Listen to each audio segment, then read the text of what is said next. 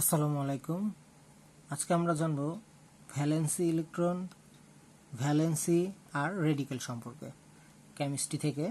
দেখো, মূলত আমাদের ভ্যালেন্স ইলেকট্রনটা কি? আমরা যদি কার্বনের কথা চিন্তা করি, কার্বনের ইলেকট্রন কনফিগারেশন করলে দেখা যায় যে এর 1s2 2s2 2p2, তার মানে বোঝা যাচ্ছে যে এল শেল, যেটা এল শেলে ইলেকট্রন আছে কয়টা? 4টা। ঠিক আছে। How many electrons in the outermost shell of carbon is 4। তাহলে আমরা এই যে 4টা, এই 4টাই হচ্ছে, সো ভ্যালেন্স ইলেকট্রন হচ্ছে কার্বনের 4, অর্থাৎ লাস্ট যে শেলটা আছে এই শেলে যতগুলো ইলেকট্রন থাকবে সেটাই হচ্ছে সেই এলিমেন্টসের ভ্যালেন্স ইলেকট্রন। এখন তুমি যদি নিয়নের কথা চিন্তা করো, নিয়নের ইলেকট্রন হচ্ছে টোটাল 10টা। এখন লাস্ট আউটার মোস্ট শেল যেটা, সেটাতে 2s 2p মানে 8টা। So the valence electron of neon is 8। তাহলে আমরা ভ্যালেন্স ইলেকট্রনের ডেফিনেশনটা এভাবে লিখতে পারি যে the number of total electrons in the outermost shell or energy level of an element is valence electron.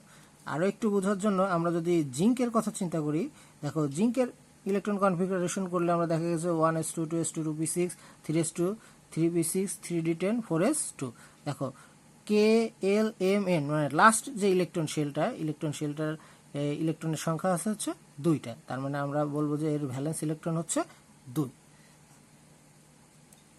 এরপরে আমরা আসবো হচ্ছে valency. The capacity of an atom to bind with another atom of any element to form molecule is called valency of that element. আচ্ছা, valency is defined as the number of electrons an atom losses, gains or shares to become stable. Suppose ধরো আমরা লিথিয়ামের কথা চিন্তা করি, lithium একটা electron কি করতে পারে? আউটার মোস্ট শেল থেকে ছেড়ে দিতে পারে। এই জন্য আমরা তখন বলবো লিথিয়ামের ব্যালেন্স হচ্ছে 1। আমরা এখানে এক থেকে 16টা যে মৌল আছে আমাদের সবগুলোর ভ্যালেন্সি লিখেছি। দেখো হিলিয়াম 1, হাইড্রোজেন 1, হিলিয়াম 0, লিথিয়াম 1, তারপরে সিরিয়ালে যেগুলো আছে সেগুলো সবগুলো আমরা এক এক করে লিখেছি। এখানে মজার বিষয় হচ্ছে, দেখো ওই যতগুলো আমাদের নোবেল গ্যাস আছে সবগুলোর কি ভ্যালেন্সি হচ্ছে 0। 0 থেকে শুরু করে 1 2 3 4, দেন 4-এর পর থেকে আবার 3 2 1 0, তারপর আবার 1 2 3 4 3 2। এখানে আমরা দেখো অক্সিজেনের কথা, নাইট্রোজেনের কথা চিন্তা করি। নাইট্রোজেনের দেখো ভ্যালেন্সি 3, কারণ নাইট্রোজেনের লাস্ট ইলেকট্রন শেলে দেখো 5টা ইলেকট্রন আছে। এখানে যদি আমরা 3টা ইলেকট্রন অ্যাড করতে পারি তাহলে কি হবে? এটা স্টেবল হয়ে যাবে। এজন্য আমরা এখানে নাইট্রোজেনের ভ্যালেন্সি বলেছি 3। আবার অক্সিজেনের দেখো লাস্ট আউটার মোস্ট শেলে 6টি ইলেকট্রন আছে। এখানে 2টা ইলেকট্রন যদি আমরা অ্যাড করি তাহলে হচ্ছে কি হবে? ওই নাইট্রোজেন অক্সিজেনটা কি স্টেবল হওয়ার চেষ্টা করবে, মানে নোবেল গ্যাসের যে ক্যারেক্টারিস্টিক সেটা নেওয়ার চেষ্টা করবে। তাহলে তখন কি হয়ে যাবে? এই ওটা নোবেল গ্যাসের মতো হয়ে যাবে। মানে ইলেকট্রন 2টা, দেখো আমরা যদি এই অক্সিজেনের কথা চিন্তা করি, অক্সিজেনের লাস্টে আউটার মোস্ট শেলে কয়টা ইলেকট্রন আছে? 6টা ইলেকট্রন আছে। এখানে যদি আমরা 2টা ইলেকট্রন অ্যাড করি তাহলে কী করবে? সে অক্টেট রুলস ফলো করতে পারবে। এখন এই যে দেখো নাইট্রোজেন সোডিয়াম অক্সাইড এখানে 2টা ইলেকট্রন কি করছে? অ্যাকসেপ্ট করছে। আর H2O এখানে 2টা ইলেকট্রন শেয়ার করছে। এখানে 2টা ইলেকট্রন অ্যাকসেপ্ট অথবা 2টা ইলেকট্রন শেয়ারের মাধ্যমে যে একটা নতুন একটা কম্পাউন্ড তৈরি করছে। এই জন্য আমরা কি বলছি যে ভ্যালেন্সি অক্সিজেনের 2। ঠিক আছে। এরকম আমরা কিছু ডিফারেন্ট যদি দেখি, ডিফারেন্টটা হচ্ছে দেখতে পাই আমরা সালফার, ফসফরাস, কার্বন এগুলোর ক্ষেত্রে। এখন সালফারের কথা যদি চিন্তা করি, সালফার যখন নর্মাল, তখন কি নর্মাল কন্ডিশনে ওর ভ্যালেন্সি হচ্ছে 2। যখন ফার্স্ট এক্সাইটেড স্টেট তখন ওর হচ্ছে ভ্যালেন্সি 4, এবং সেকেন্ড এক্সাইটেড স্টেট তার ভ্যালেন্সি হচ্ছে 6।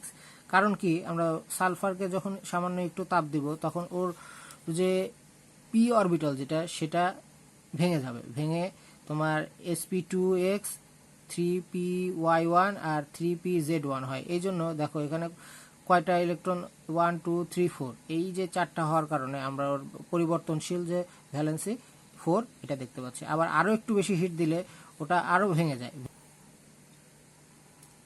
এখানে দেখো px1 py1 3pz1 3d1xy 3d1yz 1 2 3 4 5 6 দেখো 6টা তোমার ভ্যালেন্সি এখানে দেখা যাচ্ছে। ঠিক আছে, ভ্যালেন্সিটা তাহলে আমরা বুঝবো যে কতগুলো ইলেকট্রন তার লাস্ট আউটার মোস্ট শেলে একসেপ্ট করতে পারতেছে বা রিলিজ করে দিতে পারতেছে, সেটার সংখ্যাকে আমরা ধরে নিতে পারি তার ভ্যালেন্সি সহজ ভাষায়।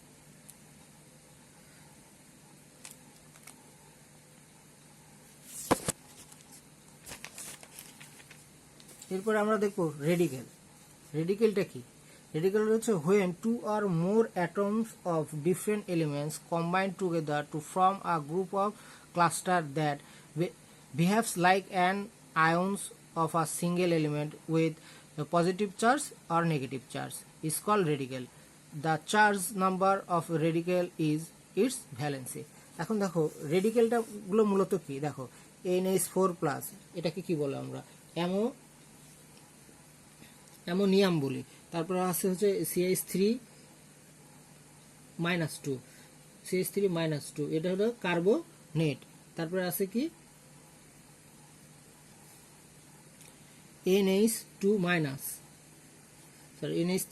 হবে এটা, NH3-, এটা হচ্ছে আমাদের নাইট্রেট। তারপরে আছে OH হাইড্রোক্সিল। তারপরে আছে তোমার হাইড্রোজেন HCO3 বাইকার্বনেট অথবা হাইড্রোজেন কার্বনেট। এখানে কোথাও প্লাস আছে, কোথাও 2- আছে, কোথাও 3- আছে।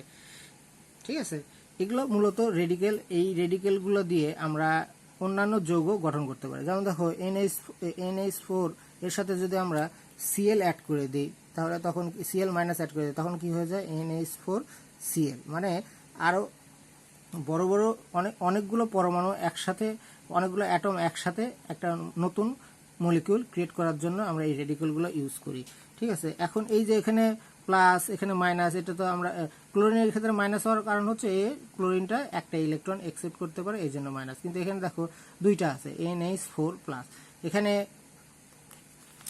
একটা নাইট্রোজেন আছে, এখানে 4টা হাইড্রোজেন আছে। আর এটা কিভাবে এখানে শুধু প্লাস হয়েছে, এটার জন্য আমাদের অক্সিডেশন নাম্বার সম্পর্কে ধারণা থাকতে হবে।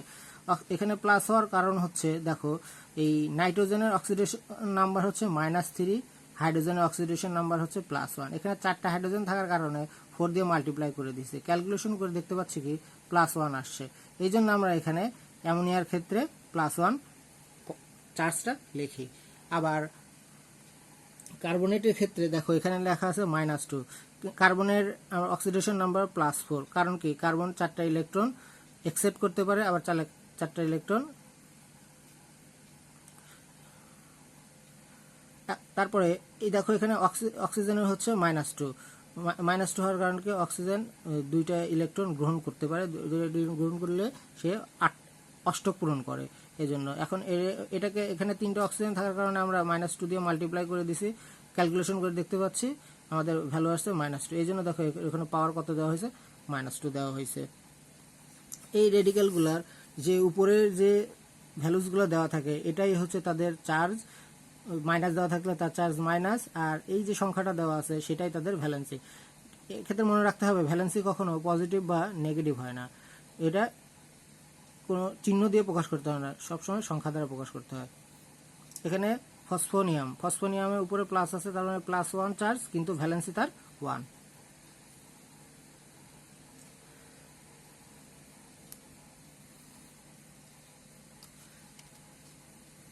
আশা করি কিছুটা ক্লিয়ার করতে পেরেছি। আরও বেশি জানতে চাইলে অবশ্যই আমাকে কমেন্ট বক্সে জানাবে। ধন্যবাদ সবাই।